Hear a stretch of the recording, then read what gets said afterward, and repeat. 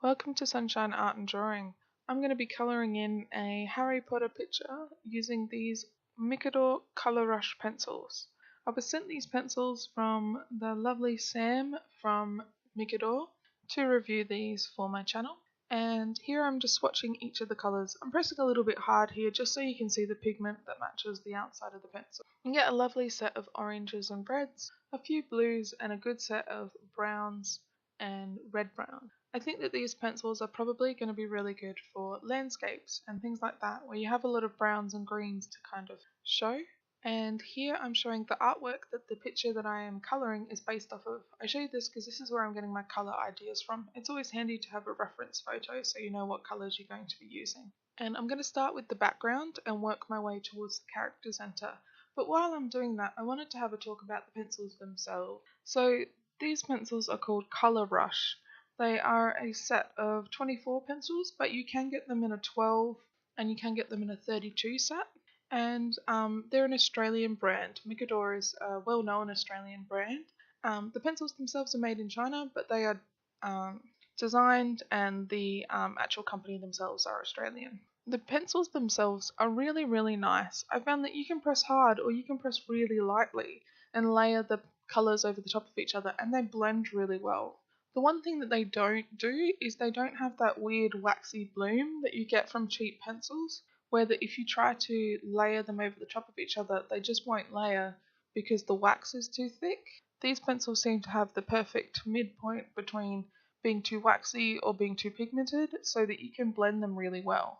The pencils themselves, any of the colours blend together. I didn't find any problem with even blending things like yellow with brown, had no issue. On the package, they state a lot of it about how they are a green earth collection, and the green tip on the end of the pencils is what signifies that. It means that they've sourced the wood for the pencils from sustainable forests, so that you're not chopping down trees unnecessarily to have pencils.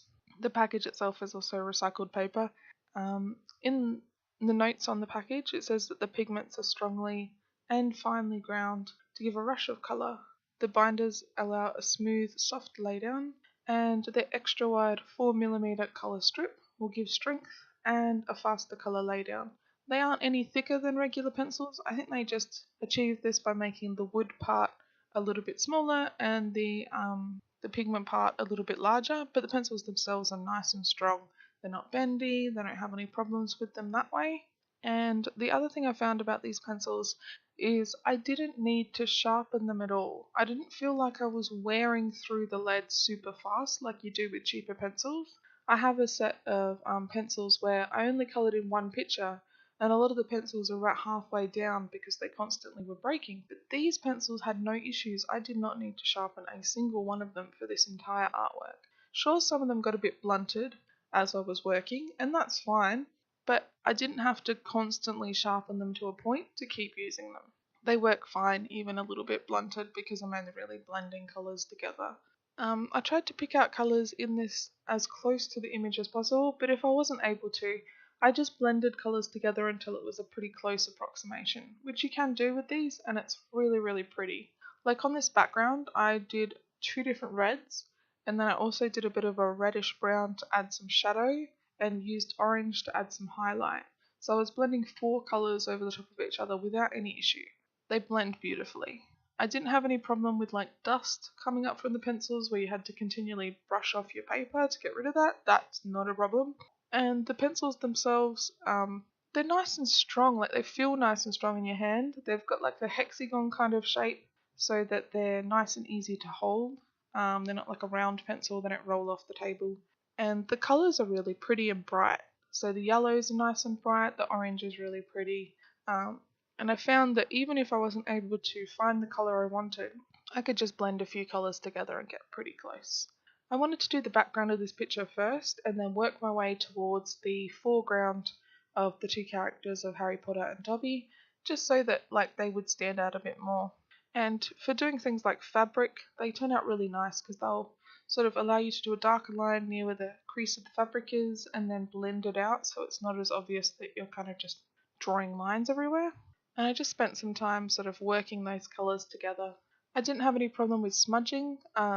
it didn't smudge on my hand at all, or I didn't end up with sort of like a weird colour all over my palm of my hand as I was colouring. I didn't feel like I needed to have a piece of paper under my hand before I was colouring because I didn't have any issue with smudging.